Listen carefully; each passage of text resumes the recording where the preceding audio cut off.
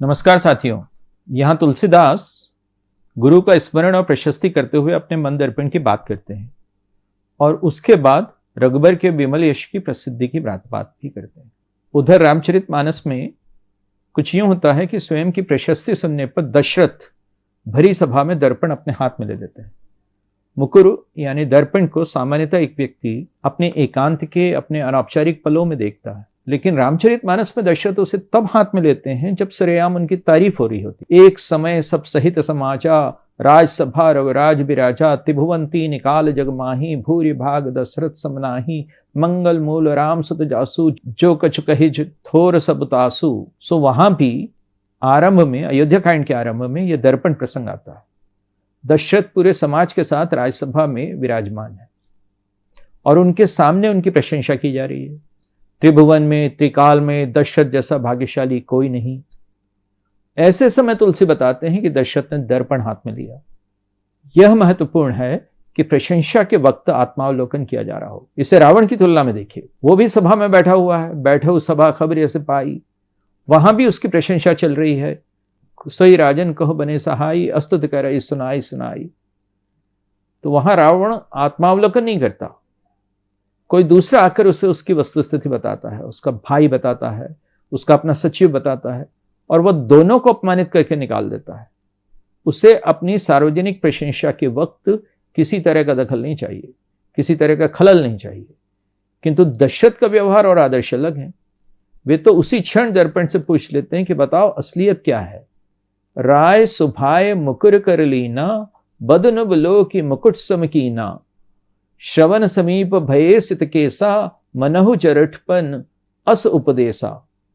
तो राजा दशरथ स्वाभाविक रूप से ही दर्पण हाथ में लेते हैं। सोच समझ कर नहीं, सोच विचार कर नहीं, स्वभावतः उनकी प्रतिक्रिया ये होती है। और यहां दर्पण हाथ में लेने के प्रतीकार्थ है, बदन बिलोकी में आत्मावलोकन के प्रतीकार्थ है।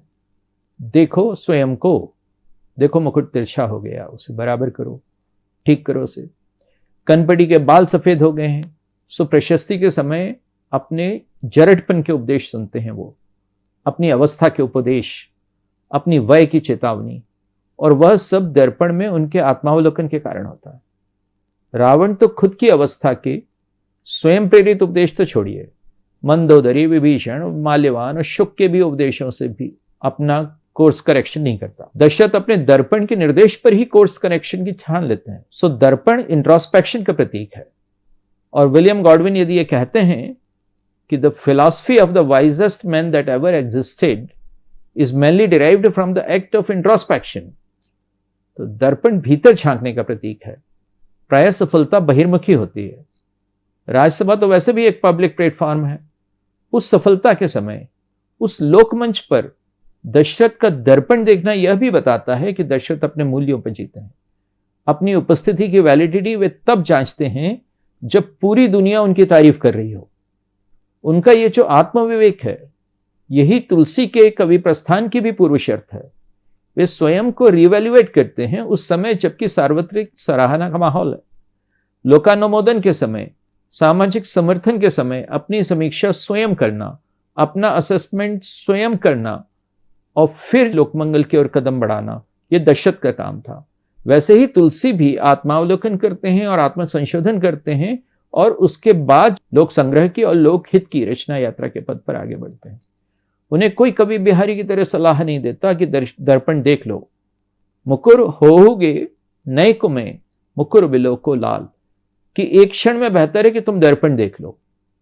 दशरथ दर्पण को झुटलाने की कोशिश नहीं करते और उसी तरह से तुलसी भी नहीं।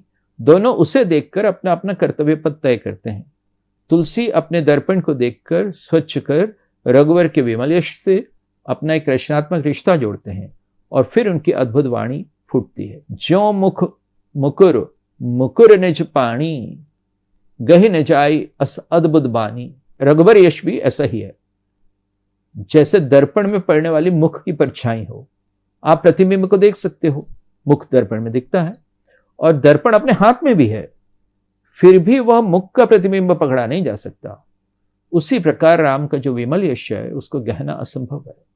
और उसके साथ यह भी कि स्वयं तुलसीदास के अद्भुत पानी को भी गहना उसकी पूरी तरह था लेना असंभव है।